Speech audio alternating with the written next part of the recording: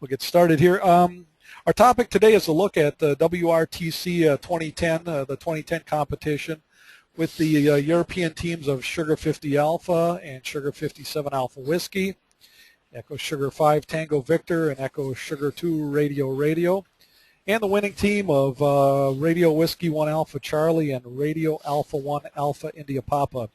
Unfortunately, Vlad, RW1AC, could not make it today, so Andy, UA3 Alpha Bravo, is going to assist Alex with today's presentation. So with that, I'm going to hand over the presentation role to the Sugar 50, Sugar 57 AW team, and Robert, that should be coming up on your screen. If you'd like to take that, and go ahead with your presentation. We're ready for you. Okay, I hope the presentation is on the screen. So yep, and then just click in the window, and you'll have the full presentation up there. Okay, Tim, the mic is yours. Thank you very much. Good evening to or good afternoon to everybody. Thank you very much for giving us this opportunity to tell us our stories, which are always interesting from anybody and from everybody. Please go ahead, Robert.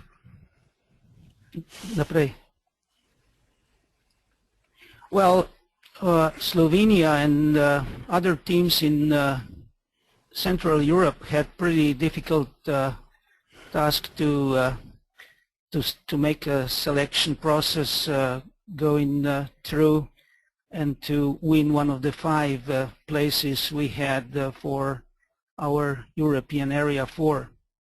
You can see these countries, so it was not very easy to come to the WRTC itself.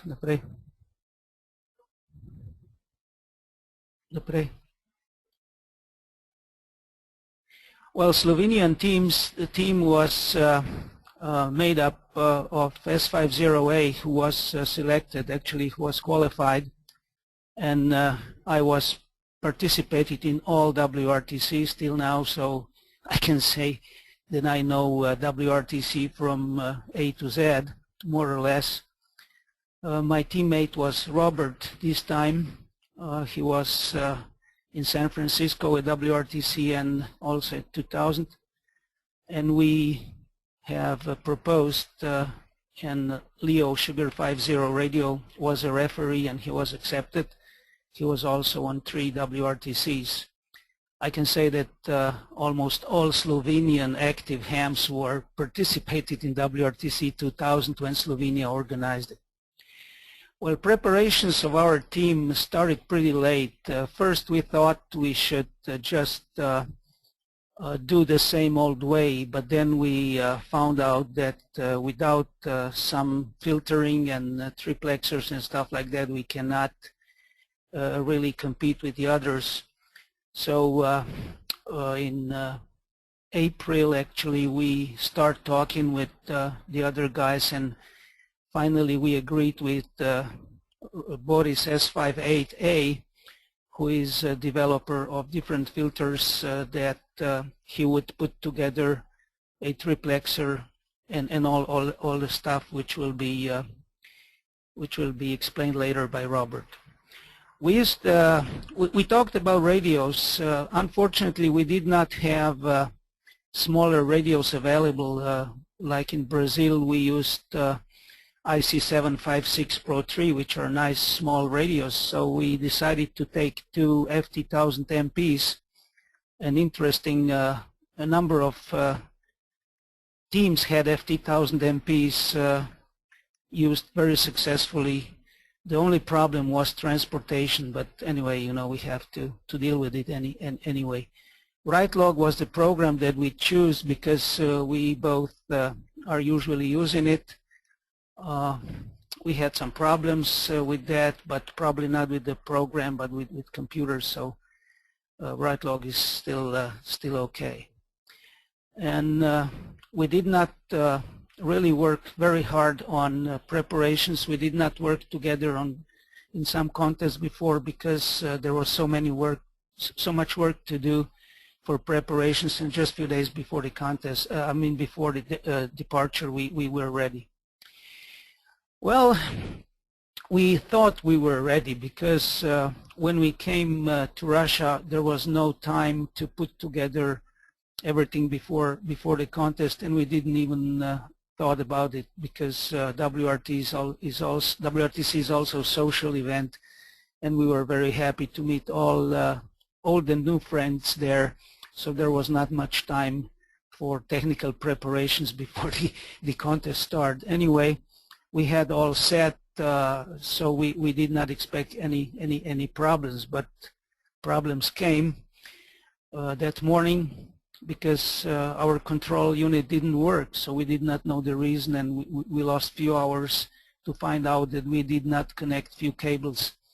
After that, we found some other problems, and we just were ready for the contest about an hour before the start, and we forgot about the rest in a nice cold hotel with a couple of beers. What we intended to do, because our location was very close to the hotel. So we were ready. Our strategy was probably the same as the strategy of all competitors. Try to do the best. Well, try to do the best also means to win, as everybody else. Regarding the tactics, it was very simple. Our team decided not to make any distinction between operators. So both operators were equal, so-called, and each operator made the decisions what to do, CQing or search and pounce, which mode, which band, and so on and so forth. And to tell you, we did not have any audio connections between the operators to check what the other operator is doing. And we had no priority switch. We just work on system, first one press, first one win. I can tell that we did not have any bad time arguing or screaming to each other or whatever. What we know the situations from other WRTCs, from some other teams. So everything went pretty smooth except the technical problems we have had. So naprej.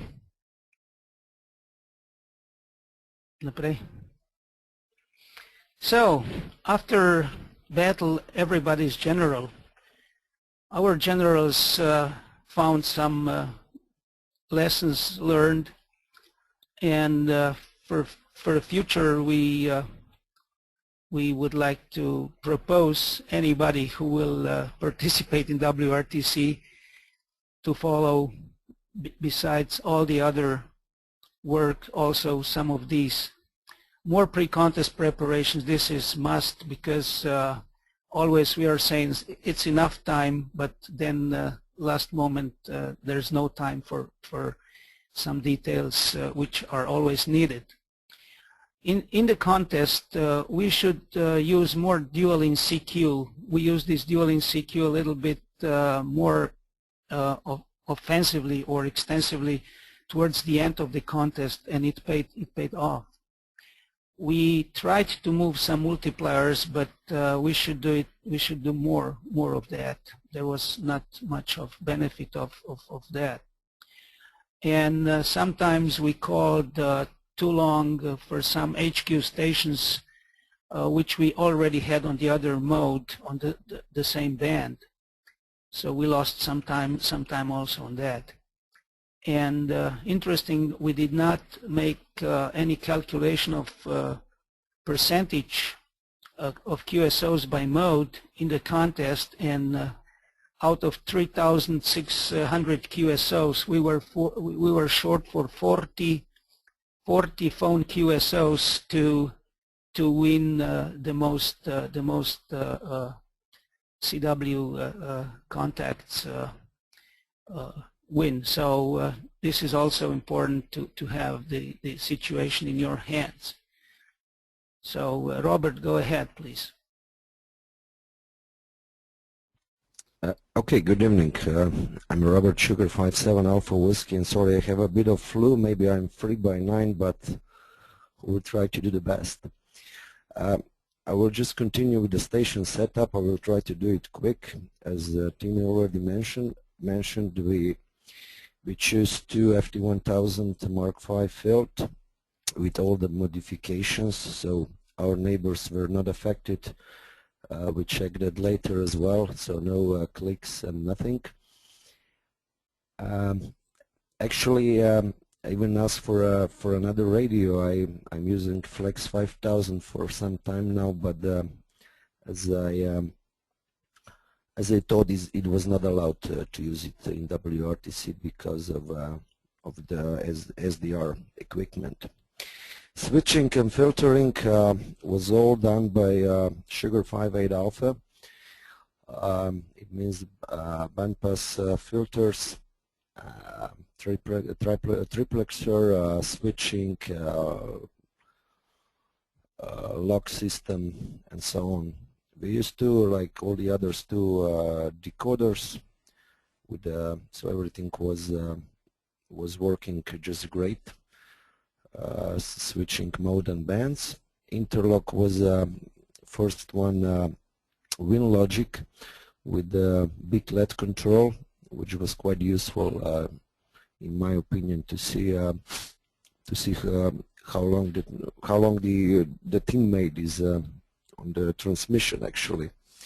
When we were doing CQ, dual-link CQing, so we were doing this controlling by the foot switch, not by the software. So what was important that the messages were approximately of the same length. Even we did some cross mode CQing, and as Tina mentioned, it paid off, and we had no problems with that. It was already mentioned we had problems with the network, actually, not with the write lock. With one of our computers crashed about 20 times, and sometimes in the evening some synchronization problems started, and suddenly we saw there are many dupe, even triple QSOs, and after the contest we were a bit lost because it was impossible to clean it up in this 20 minute, half an hour together with all the other things. Some problems also with the care. Time to time they were all USB devices, but I was not satisfied with that. I'm used to real COM ports, but laptops were just on the USB kink, and there were also some problems with that. We used audio recorder recall on one of the two computers, so only two laptops for operating and recording. This is the photo of our final version. So on the left there is a control box and switch for the filters. There are AB switches, 5 of them on the right, and we used bandpass filters, 2 of them for each band in the series, and at the end there is a triplexer. Triplexer was built for about 200 watts, so there were no problems with the with the 100 whatsoever. We'll just continue. This was what we had on our radio. Actually, left and right there are band decoders, and this was the lockout and switching unit with the lights on.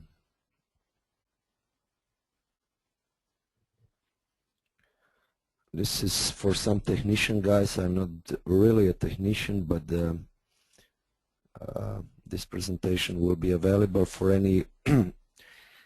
This is a measurement with the 2 band pass filters and with a triplexer.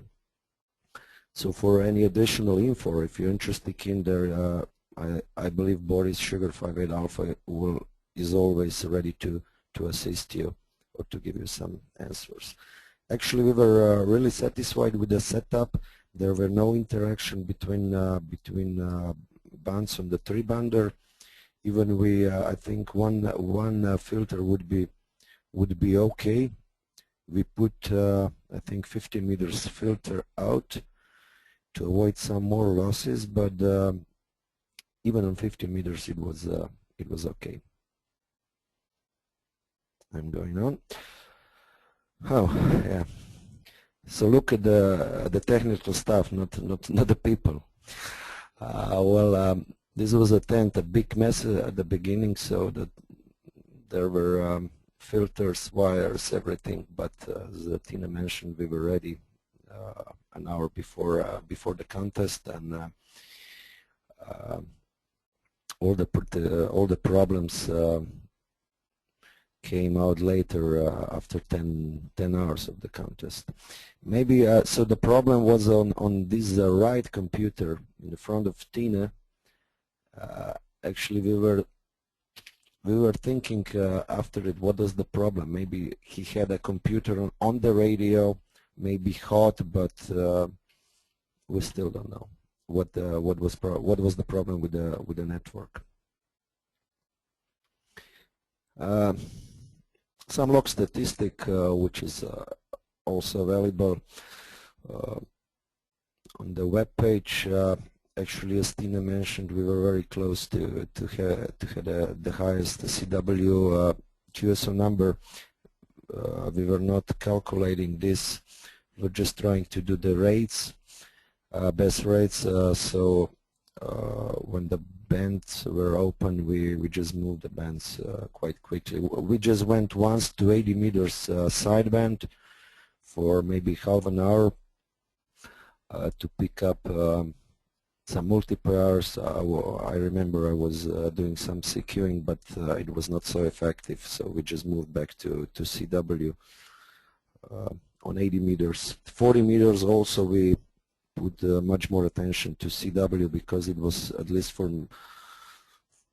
my impression, was it is very hard, even if we work some quite not so easy DX stations in the morning, in the local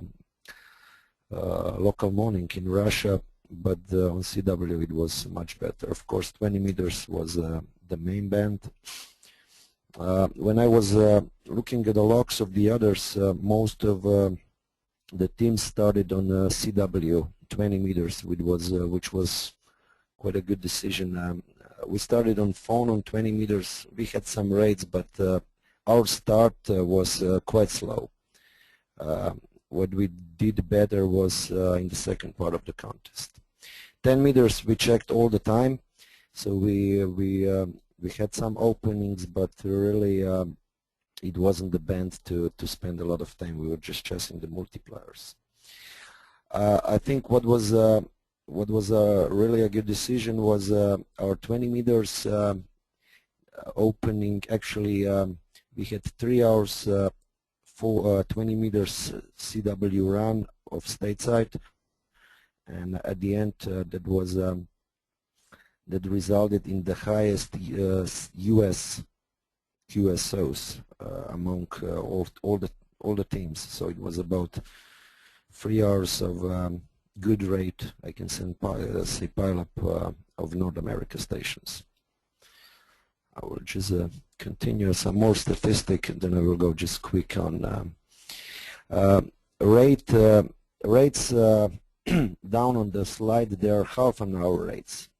Half-an-hour rates. So our start was not the best. Even on the score list, we were not. We were in the about 25th, 35th place at the beginning. Our best rates were last hours of the contest. This was mainly 20 and 15 meters and CQing on both radios, even cross-mode CQing.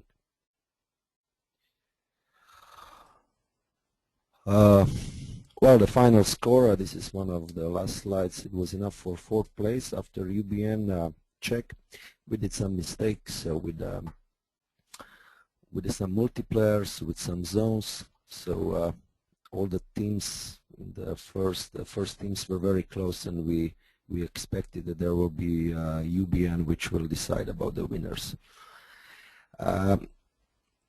So the UBN dupe QSOs, we had 180 of them, which is what is a lot actually. Half of them were virtual dupe QSOs, some of them even triple QSOs, not just double, but the final the clear QSOs were just enough. With the UBN, with the mistakes we have made, errors, was enough for fourth place. Our referee was Jackie Zulu Lima 3 Charlie Whiskey. He was inspecting the operation all the time, and we were really happy to meet him after a long time. This is when I explained before about the problems with the synchronization. I still like ride log, but if you take a look at those blue Ds, this is once. So the computer crash, when we put a computer back into the network, it started just adding some QSOs, which if you take a look at the time, it starts at 11 and then goes back to 10. So it was a bit of mess. Yeah. And the last slide is I would like to thank in the name of the team to Boris, Sugar 58 Alpha, who gave us the biggest support on the technical field. Also Christian, Sugar 50 Zero X-Ray, Marco, Sugar 50 Kilo, and Sugar 59 Alpha. Congratulations again to the winners, and of course, as I said before, to the Russians who organized the event. Really, they put a lot of work into it, and it was a really fair and nice competition. That's all from my side. I think I was not too long. Thank you very much. Okay, Robert, thank you very much. With that, let's go over to the Echo Sugar team, and Tono, you should let's see here. Okay, Tono, go ahead. The floor is yours. Yeah, thanks, Ken. Do you see my picture? Yes, I do. You might want to just click Okay. on the picture to get into the application, but you should be fine. There you go. All right, very good, thanks. And we have here to our Toivo on the side. Toivo, are you here? Yep, I'm here.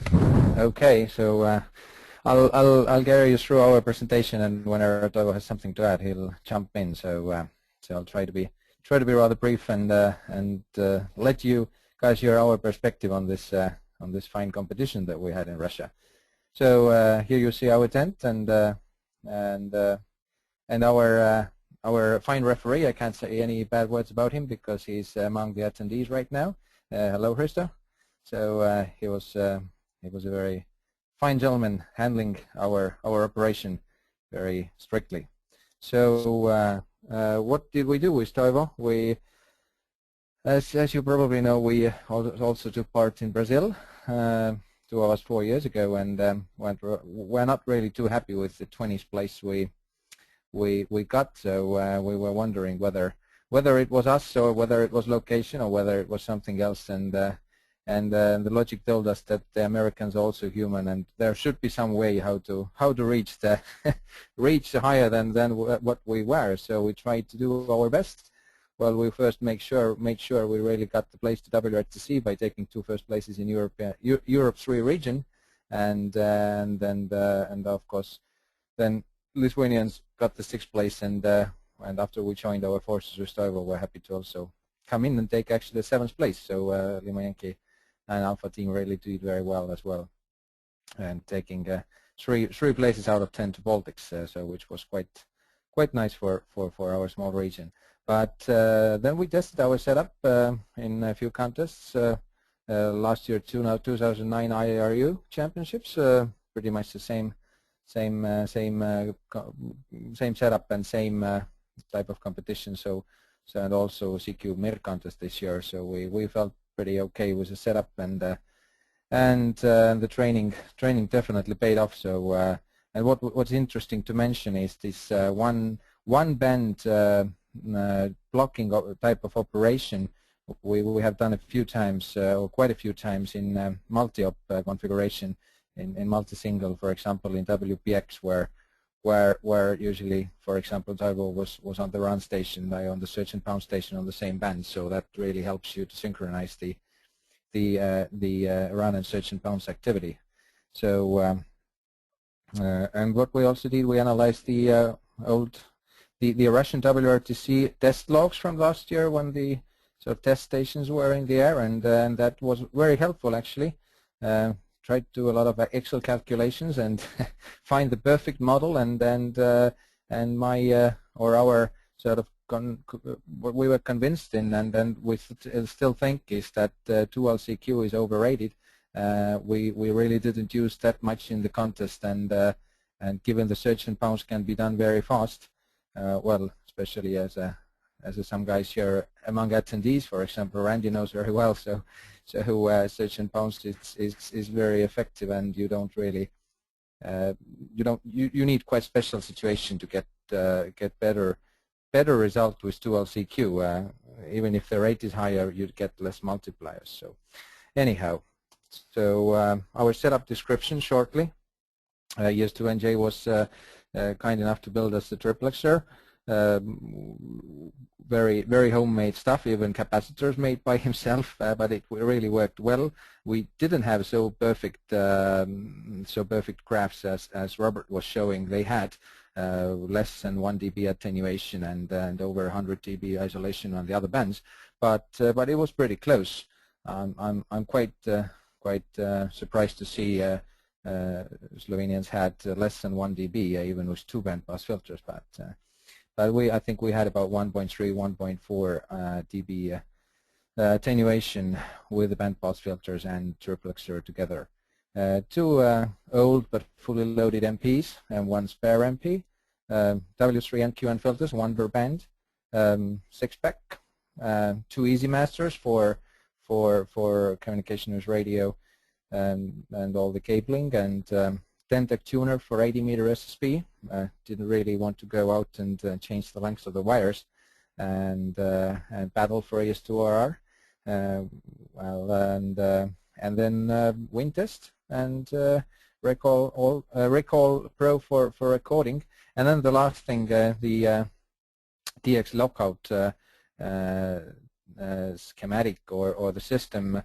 It was very simple with 2 relays connected into the PTT lines, and both radios, when they went to transmit, could just cut the other radio's PTT line, but it was priority based. So we had a switch where you could. I'll just show on the next page. Okay, so well, it's pretty hard to find this particular switch from here anyhow, but but that was the setup. So our priority-based DX lockout was, in our opinion, one of the sort of key technical innovations we had. To do as efficient search and pounds, you really need to break the CQ radio, and that's our sort of our strong conviction. So and that I believe that helped us a lot in search and pounds activity.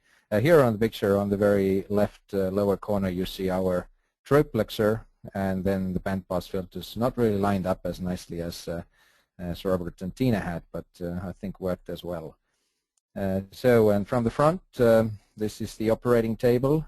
Here you can see also this switch I was talking to you about, B run and A run. You could choose basically which station is on the run, then the search and pounds radio gets the priority in DX interlock system. And everything else is pretty simple, so if any questions we can get to that later. So and then the strategy description, as I briefly already told, basically first thing, maximize run rate.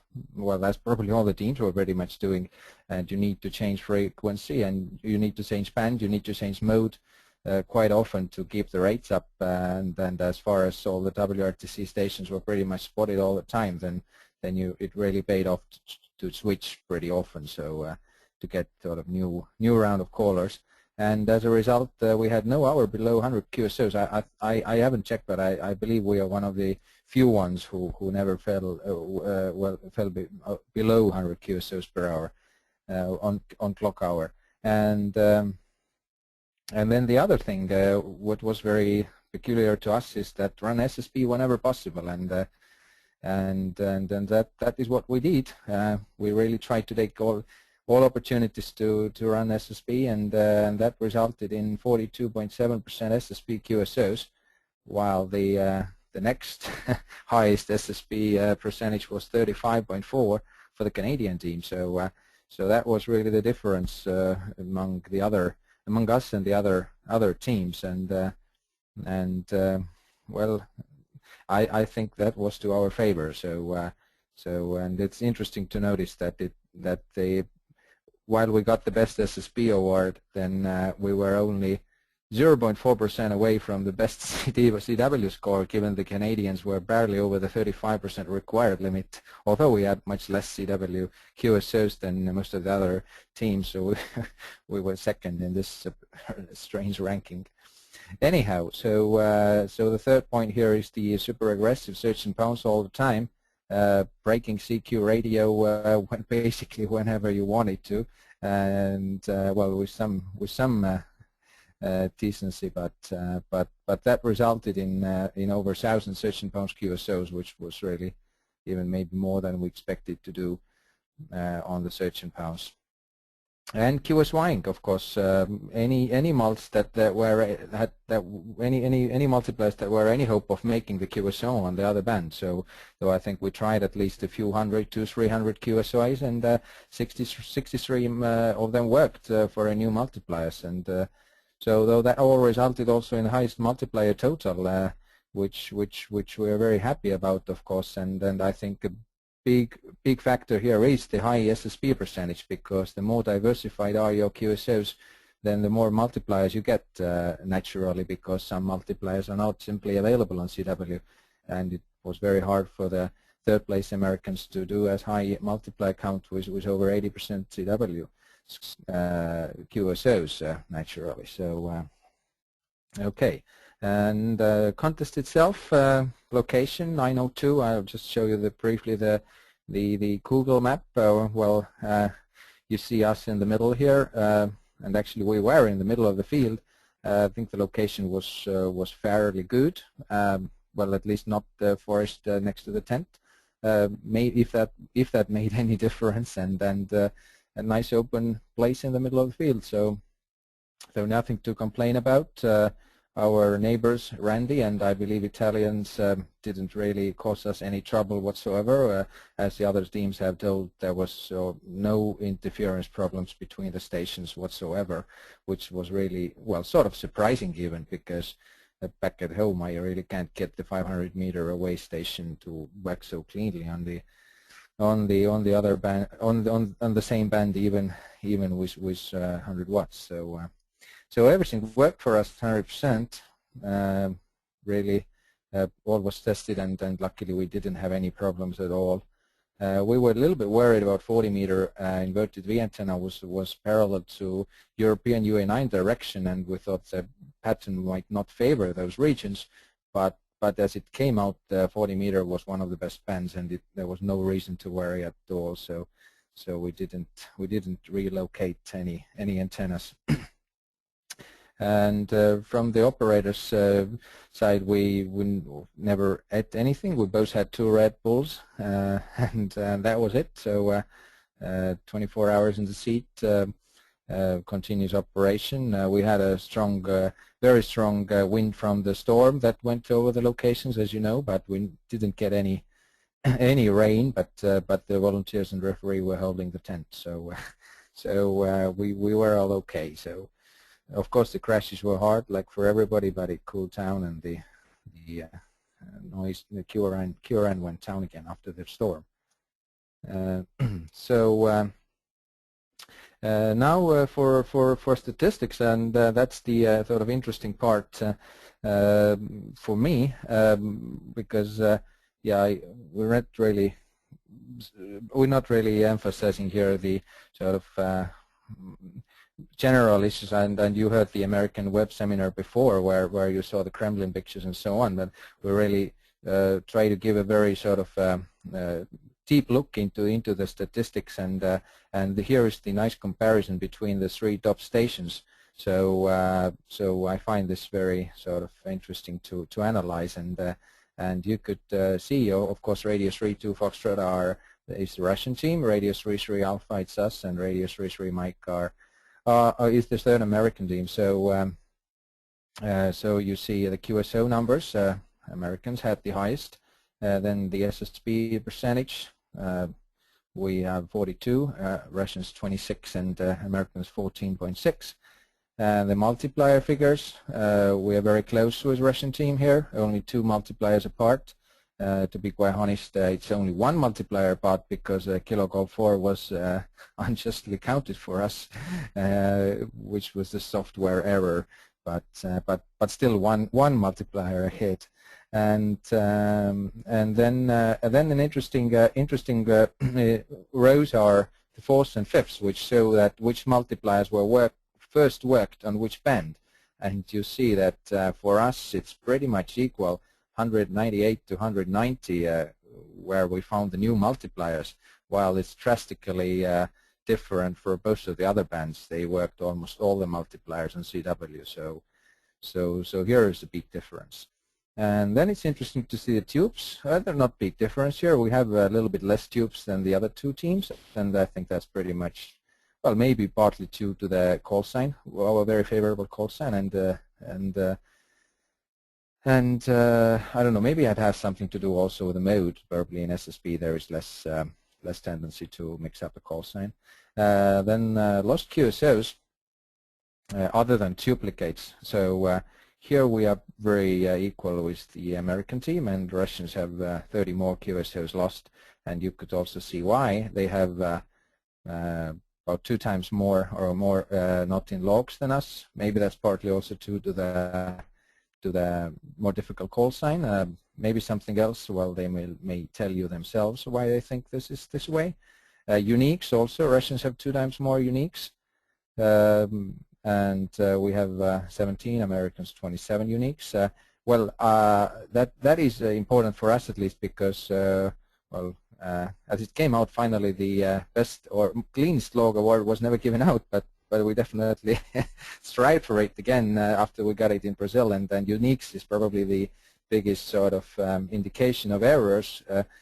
For us, we did thorough analysis, listened to the log files, recordings, and the actual result is that out of so 17 uniques in the log, 10 were clearly our mistakes and 7 were clearly correct call signs. So and as you know, or as you might not know, all the uniques were deducted from the log.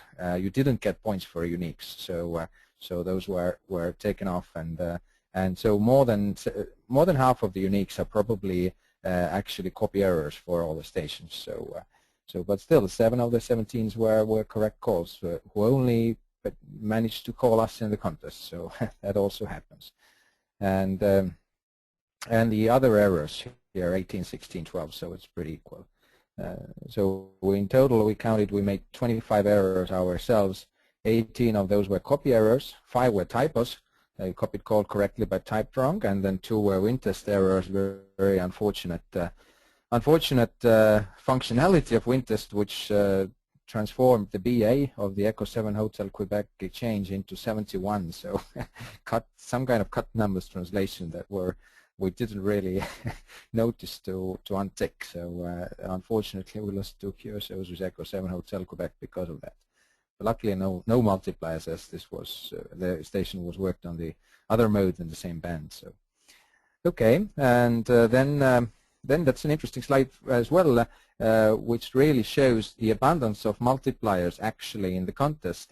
I have to thank Bob and 60 Tango Victor who made nice summary, and I took out the following statistics that those three top stations, us three, here none of us worked over 400 multipliers. In total we worked 474 different multipliers, so it really shows that that there were so many multipliers in the air and you just couldn't work them all. And all the WRTC stations worked almost 600 multipliers, so well, there's definitely room for improvement. So interesting to see the unique mults. Well, given the SSB percentage, we really worked more. We worked 7 multipliers on a band that nobody else worked among the WRTC stations. You could see here, one of them is in CW, the Moldova on 10 meters, QSY from Tenny. No other stations worked Echo Radio on 10 meters. But the others are SSB, mostly called us Delta Uniform on 20, Yankee Sugar Headquarter on 20, Hotel Zulu on 40. I don't think Hotel Zulu was available on CW on 40, so I was lucky to find him searching, calling CQ up on the band, and apparently no one else. The Victor Radio 2 Yankee Whiskey took a lot of calling on 40 SSB while he finally got us through the noise. So. An Echo Kilo on 80, and LA2RR as Alpha Charlie multiplier on 80 as well. And the Russians had 2 unique multipliers, Yankee Victor 8 Alpha Delta on 40, QSY from Denny 20, and then the very nice Zulu Sugar 4 Tango X-Ray on 80. And it's interesting to notice they were the only stations who managed to work ZS4DX on 80, and then they did a very nice QSY from 20 to 40 and 80. And no one else managed to do that. We had also basically talk with Bernie before the contest that he will QSY whenever Radio 3 station asked, but unfortunately we never got hold of Bernie during the time the QSY to 80 or 40 would have been possible. So and actually, well, given that you could say the difference between us and the Russians was so small that this particular QSY of ZS4DX and 2 more multipliers gave them a victory. So because the difference was less than 2 multipliers. So really well done. The Americans had 1 unique multiplier, Echo Kilo 3 Sugar Alpha on 10 SSB. So that's an interesting sort of look into it. And then which is also interesting to see. Spot statistics. Russians were spotted 25 or 15 times more than either of us, Americans or us, and the difference comes from UA spots. So this is of course quite sort of painful topic, and I mean, well, I mean, probably we can't deny that the Russian team was recognized by some of the Russian operators, and they got a bit more spots. But when you look at the actual QSO statistics, and it really doesn't show. So my theory is also that those additional spots really didn't help much at all, because all of the stations were spotted pretty much all the time anyway. And funnily enough, Americans were spotted more by Americans than either of us. So. I didn't really take out Estonian spots. I don't think we had any. WRTC stations. So here's the split over the sort of split of different regions worked, and it's interesting to see that we worked much more WRTC stations than the others. I think that also comes down to a lot of SSB searching and pouncing, because it was so easy to basically steal a Radio 3 station from any of the pileups. You could hear them, so it was really nice. You knew that it doesn't take more than a few seconds to work the WRTC station wherever you could hear him. So that was a nice game, and maybe we worked most of the WRTC stations of any stations. So then the Russian QSOs, which was one of the biggest reasons I ever did this analysis, and you could see that actually European Russia, Americans had most, 505, while Russians 451 and we 436. So no difference, or no obvious advantage at all to Russian team, and then the Russian teams barely edged the Americans in the Asian Russian QSOs. So and I think that we lag behind in those, and I think that comes down to Russians doing more CW on average than other nations, or there are many good Russian CW operators, as you of course know. Then Americans win in the American QSOs, but not too much. We're 20 Qs behind, and Russians are 30 Qs behind. Also more victor echoes for Americans. Germans, well, quite equal to all the three top stations. Ukraine, quite equal. OK's quite equal as well. Funnily, Russians have much more Polish QSOs than anybody else here. Hungarians, next country, not so big difference, and then we have more IKs, YUs, and JAs. No, JAs that we are equal with Russians. Okay, so you see here, nothing strikes out really from this table as anybody of the top three having any advantage to a particular region. So so we could say that it was a very, very fair game. So and then there are a few quick slides just to sort of winter stuff is very nice sort of comparison. You could see you could sort of do the targets tracking, and this slide shows you the QSO difference between us and the Russian and the winners. So over the 24 hours, hour by hour. So you could see that 5 hours into the contest we were behind with almost 200 QSOs. Then 04 Zulu we were already ahead by almost 200 QSOs. So and then the same kind of slide with Americans, also first lagging behind, and then more than 120 Qs ahead by 04 Zulu in the morning. So here is the sort of key difference in our strategy as to band selection. We went to 40 meters with CQ only after 18 Zulu. That is more than 6 hours into the contest. We went to 80 meters after 19 Zulu. That is 7 hours into the contest. So the first 6 hours we really spent on the three high bands. Russians and Americans both went to 40 meters on the second hour of the contest. So that's the big difference here, and that is of course why they built the very big lead in the beginning in QSOs, in multipliers, and I think we only started off at the 31st place in the very beginning and started to climb up hour by hour, while by 04 Zulu taking the lead, and so that was our idea, that we really don't need to go to low bands so early. There will be enough time, and then we need to take out whatever the high bands provide. So it's hard to say who was right. Maybe the truth was somewhere in between, because given of course the more high band QSOs first day, we lost back the lead in the second day. But again, we thought that it was not a good idea to go to 40 too early, really. So. And here's the multipliers tracking.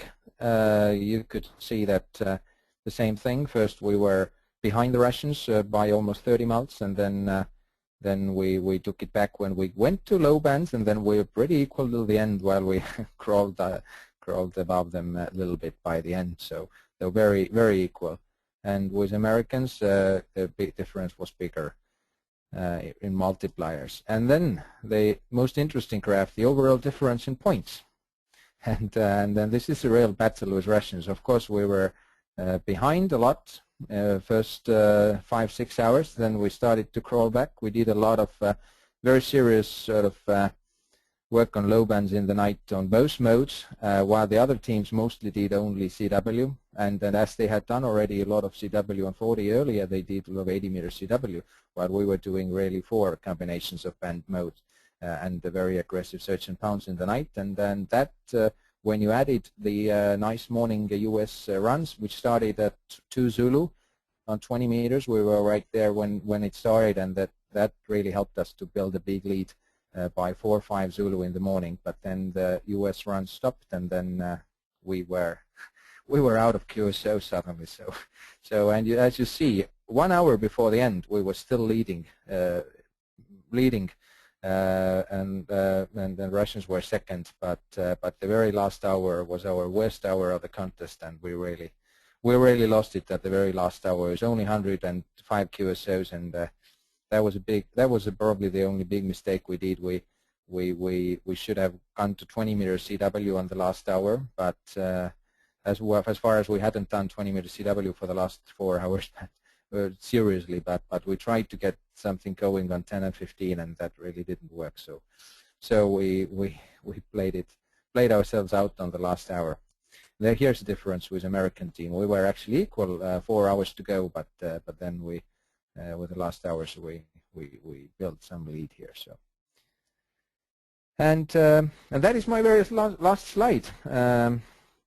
And just a summary. There's nothing to talk about. Just for you to show that if anyone wants to take a look at later in the recording, then you have the first 3 teams and their summaries here, and you see on all the bands much higher SSB QSO numbers for us, and the lowest QSO point total, which is quite logical when you think that SSB probably on average gives you a little less points for QSO, maybe because the QSOs are maybe on average a bit shorter distance.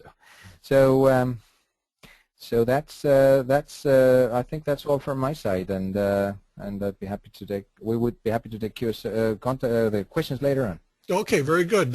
Thank you. And with that, let's go to the winning team of Alex, RA1AIP, and Andy, UA3AB, is with him. And let's see here. Once Alex, I'm going to pass the presentation over to you. You can go ahead and pick it up. Okay. Okay, good evening. One moment. Да, добрый вечер всем. Okay, there you go. It's up now, Alex. Okay, U3B Andy will translate, and he will assist me with English language. Sorry, my English is not so good. Yeah, I'll try to do that. Okay, very good. Да, добрый вечер всем. Володя РВ1АЦ не сможет сегодня присоединиться, его нет в городе. Unfortunately, Radio Whiskey 1 Alpha Charlie is not able to join us tonight. He is not in town. Окей, ну я проведу эту презентацию от нас двоих. I'll try to replicate him.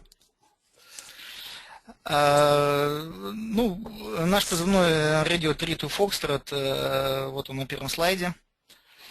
We got Radio 32 Fox by lottery. Вот, ну а это мы с Володей, наши фотографии. Two happy guys. Вот, ну, очень были интересные истории от Тонна и Тина, и наша история тоже будет начинаться с подготовки к WRTC. Yeah, first we would like to say about our preparation for WRTC. Мы готовились очень тщательно. 4 недели после WPXCW мы провели на позиции в Луге. We've been training 4 full weekends after WPX in our Radio United 1 Alpha position to prepare for WRTC. Специально установили трейбендер и инвертед вир развесили. For that particular training, we set up the same tribender and inverted V antenna as we would use at WRTC field. Вот. Ну и, конечно, старались немножко размяться в эфире перед соревнованием, особенно в SSB, потому что это не самый сильный наш вид излучения. And we were planning with the radio using RK1A and RKB call sign, especially on SSB, since we are not very well on SSB. Конечно, не обошлось и без технических проблем. Наше устройство коммутации производства RH6LBS уже пришло в неработающем виде. We got triplex by RH6LBS, and this device arrived broken, dead on arrival. So we had to repair that. Да, и на левом кадре Вадим, euwrtc, наш инженер, который, в общем-то, смог исправить все неисправности, как нам казалось на тот момент. Our engineer, euwrtc at RU1A station, helped us to prepare equipment and repair it as well. Вот. Ну, мы с RWRTC на правом кадре, видно, как мы, в общем, изучали логи предыдущих лет, строили планы, прохождения и так далее. On the right picture you see us studying propagation and logs from previous years of contest and making plans for WRTC. Вот. Ну и, в общем-то, я думаю, как и все участники, мы приехали, была жеребьевка команд. Ну, я про это даже не буду долго рассказывать, это было на многих презентациях. So here we are preparing for a contest already at the position after call sign drawings and position drawings. Вот. Ну и, в общем-то, я бы больше даже хотел рассказать о том, как происходили соревнования и наши позиции. So I would like to concentrate on my feeling and how we really worked during these 24 hours. Как говорится, господин Мирфи не спал, и когда мы начали подключать все в поле, коммутация не работала. When we first connected everything on our position, our switching system really didn't work from the very beginning. Ну вот на кадре слева можно видеть это устройство, его разобрали, и Вадим, который тоже приехал с нами, помогал подключать аппаратуру всю. Вот практически до самого начала соревнования занимался ремонтом. So almost to the very beginning of the contest, we were digging this problem in triplexer and switching system. Ну и наша, конечно, радость была очень большая, когда вот где-то за час до начала контеста все было подключено, мы нашли отключенную перемычку, перебитую фактически, и все это заменили, и все заработало. And probably 1 hour before contest start, we managed to find the problem in the switching system. It was one bad cable, so we replaced it, and we are ready to go. Вот, ну, после этого началось соревнование, и я хочу сказать, что, конечно, мы очень большой путь проделали, и очень много было подготовки, и во время соревнования, конечно, это nothing existed around during the contest for us. So it was a lot of preparation and a lot of emotions, and we during these 24 hours we tried to do our best to show best we can do as a team. Вот. Ну, одна из наших заготовок домашних для этого соревнования заключалась в том, что каждый оператор работал на свой собственный результат QSO points and the multipliers. So it was kind of, I mean, our strategy was kind of competition inside the team. So every one of us had to show the best result as QSO points and multiplier points. Да, ну вот Андрей сказал, у нас было соревнование за эти очки. И вот мы видим на следующем слайде, что ну, RW1AC как тим-лидер, у него было небольшое преимущество. Он ранил на основных диапазонах 20 и 40 метров. So as a team leader, Vlad, Radio Whiskey 1 Alpha Charlie, had a run on 20 and 40 meters. And И, Alex. да, и видно из этого слайда, что сколько он провел QSO, 1932 и 155 множитель. So he has kind of advantage in the team, and that's why he made little more Qs and more mults than Alex did.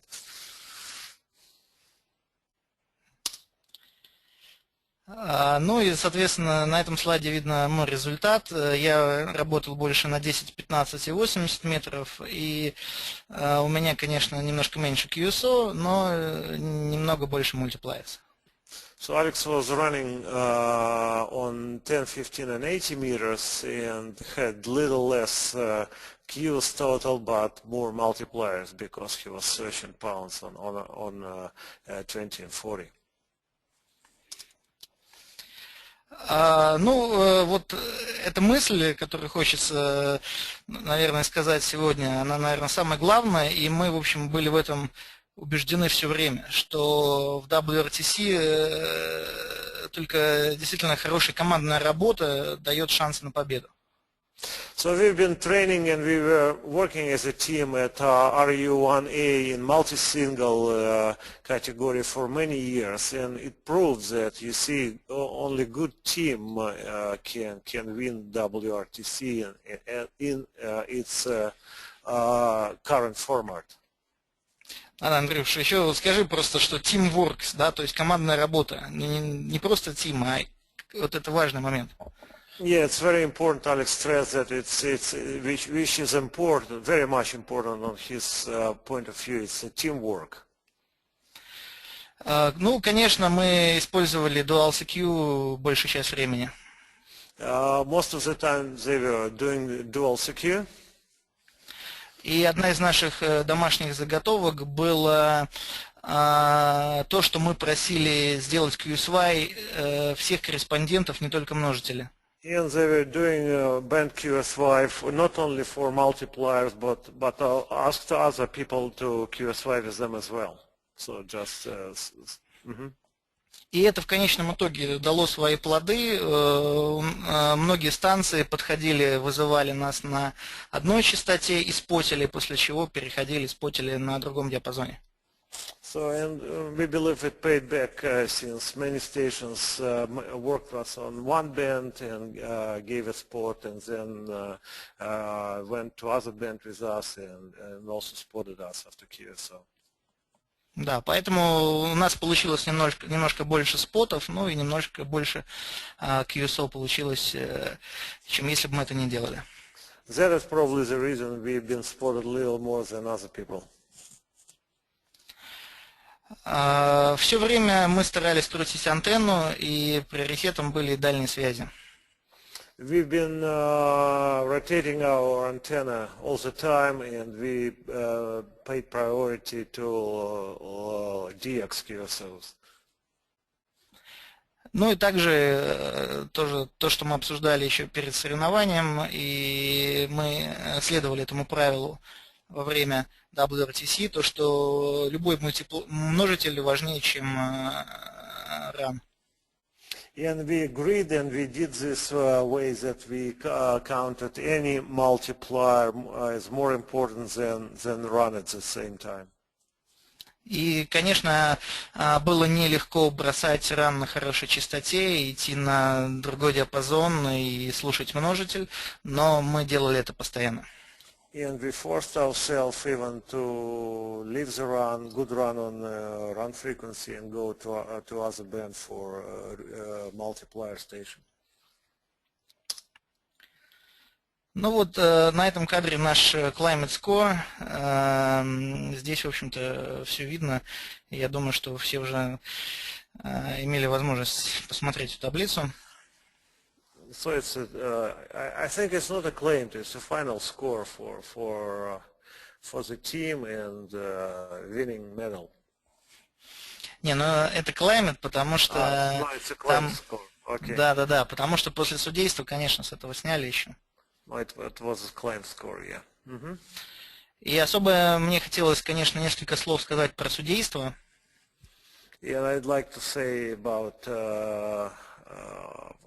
judging. Потому что судейство было очень внимательное и тщательное, и, ну, видимо, просто пристальное внимание к команде, которая заявила первый результат. I think it was very accurate, and judges paid a lot of attention to every claim score, especially for top team. И после результатов судейства, это видно вот из этой таблицы, у нас самое большое количество снятых QSO. And that's probably the reason that we lost most of, I mean, we are one of the teams that was penalized with many points. Но, тем не менее, мы очень рады, что нам удалось победить в WRTC. Anyway, we are very happy to be winners. И мы думаем, что во многом это стало возможным, ну, благодаря тому, что у нас получилось наилучшее соотношение в очках за QSO и в multipliers. And that's probably because we had the most good balance between QSO points and multiplier points. Да, ну и на этом слайде еще, конечно, я хотел бы еще раз подчеркнуть основные наши проблемы. But this slide shows the problem that we as a team have. Вот, big penalty, то, что я говорил, 4,26%. У нас достаточно много потеряно HQ stations, в том числе на 10 метров.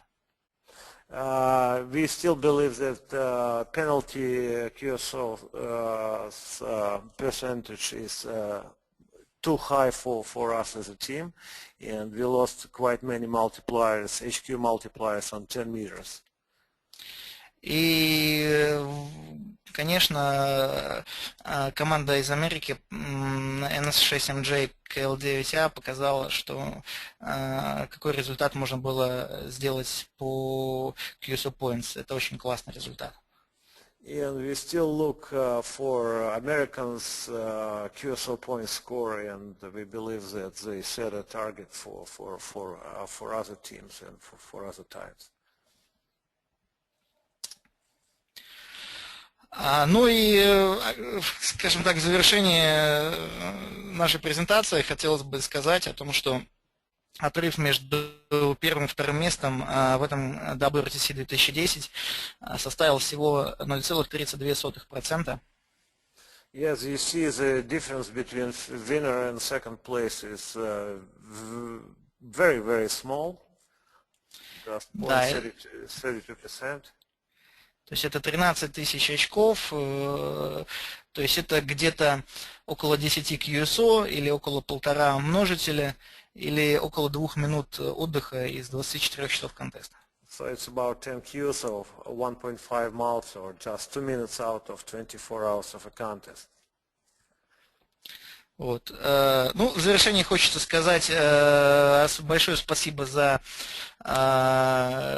контест и организаторам, и всем участникам, и особенно командам NS6MJ, KL9A, ES5TV, ES2RR и всем остальным командам WRTC за это великолепное соревнование. And we want to thank you, our competitors and organizers for that great event, and especially for those two teams who provided the great competition and a lot of fun during these 24 hours. Да, ну вот это вот уже конец презентации, это мы уже когда вернулись обратно в Петербург, это вот наши 2 кубка, и слева RW1AC, справа RA1AP. So happy winners at the RU1A station with trophies. Thank you. Ну, да, и самый последний кадр – это то, что после реформы в России позывных мы поменяли наши позывные, и теперь RV1AC это RV1A, а RV1AP это RV1A. So those guys have changed their call signs after a win, and now they have new calls. So welcome you stations. Да, ну и в октябре готовится фильм про RO1A Station и про команду, и на самом деле там будут очень классные съемки в очень хорошем качестве. Соответственно, приглашаем на наш сайт, и там можно будет посмотреть. So in October you'll be able to see a big HD film about RU1A station where these winners are key persons. So you're welcome to come and check this. Окей, всем спасибо. На этом все. Thank you to everybody. Okay, thank you very much, Alex. So in the interest of time, since we're running a little bit long, I'm going to go ahead now and take questions from the attendees. I have a few questions myself, but let's go to the questions from the attendees. So if you have a question, go ahead and type it in the box and hit send. Also, if you would like to speak to the group, I see a few people have their hands raised, and I'm not sure if you actually have a question or maybe you're playing, so I'm going to lower everyone's hand. And if you would like to speak to the guys, go ahead and raise your hand now, and we will pick you up. So let me go ahead and start with a couple questions. And the first one comes from Japan Kilo 3 Golf Alpha Delta, and it's to the Sugar 5 team. And you had mentioned about wasting time calling a HQ station that you had already. And his question is, did you have a problem with write log with your logging software, or why did it not show that you already had that multiplier? And that's for the Sugar 5 team. Go ahead, guys. Okay, Tina here. Short answer, no, we did not have any problem with the program, but we just wanted to work multipliers to be sure, and sometimes we called on second mode a little bit longer than it should be appropriate, so we lost some time. That was the problem. Okay, fine. The next question comes from Randy K5ZD, and Tono, I think you can pick this up. You had listed a bunch of unique multipliers that I believe called you, but Randy was interested in what interesting or what unique multipliers that you were able to move to different bands, if you remember what they were. Sure. Well, those were all the unique multipliers we had, and so I believe I'll just open the slide. Well, there was only one QSY multiplier, as you saw on the slide. There was Echo Radio in CW from 20 to 10. That was the only unique QSY multiplier. The other, out of the other 4 called in SSB and different bands, and 2 were search and pounce multipliers on 40 SSB. This is 7 Zulu 1 Sierra Japan, Victor Radio 2 Yankee Yankee Whiskey. So 7 were all the unique mods. Okay, thank you. All right, Robert, Italy 2 Whiskey India Japan. I believe I have that call correct. Has a microphone connected, I think, and would like to ask a question. Roberto, I'm sorry, are you with us? Yes. Hello to everybody, and thanks for a great presentation, guys. I would like just to have one question that was already partially answered, but I had the impression that beaming at Asia for JA at UA9 didn't pay, and it was better to beam at Europe, that you can have better rate and almost a pile-up, and then the UA9 and JA get in as well. What was your strategy? Thank you. Well, it was for me, Ken, yeah? It's for all the teams. Go ahead. Okay. Well, I remember, especially in 20 meters we were always in doubt where to beam the antenna, because beaming to Europe there were UA9s and JAs, not a lot of them of course, coming in, and then I turned antenna to the east, and it didn't pay off. There were still UA9s, JAs louder, but not a pile of them, but we were losing them in Europe. So this is the one one reason that we were mostly beaming to Europe, and the other reason was because when one operator was on 20, the 15 meters was not appropriate direction to the east in the afternoon for us. So we were mainly beaming to Europe to maximum QSO, and later on is the same direction as you know, it's the same direction right for the stateside. So that's the answer. Okay. Any of the other teams would like to answer that? Is there any more comments? Go ahead. Yeah, USAB, I'm just asking that about RA1 AEP, and they said no. We even in losing some queues with Europe, we were turning antenna to UA9 and JA, and we believe it paid back, and probably that's why we made more UA9s than any other team. Okay, very good. Go ahead. From our side, yeah, it's just well, of course, we tried to turn the beam around a lot and then to maximize the rate, but it's true that actually it didn't seem to work so well. The UA9 JA direction actually, we had a lot of UA9s calling into the back of the beam. I just remember on 20 meters the unique multiplier delta X-ray 1 echo X-ray called in to the back of the beam. So yeah, we were proportionally more still beaming to EU direction as the most active direction. Okay, very good. Any other questions? Last call. Let's see if we get any other ones here. I do have one I want to ask the teams, but let's see if any more attendees have a question. And I don't see any coming up. So what I would like to know from the teams is, it seems, especially with this WRTC, more so than in previous competitions, that this one you needed to be very good technically, or have a very good technical team to support you with the triplexers and the filtering and the lockout. That this WRTC, the technical piece of it was much more important, was much more important than previous years. So not only did you have to be a very good operator, but you also had to have a good technical team or be very good technically yourself.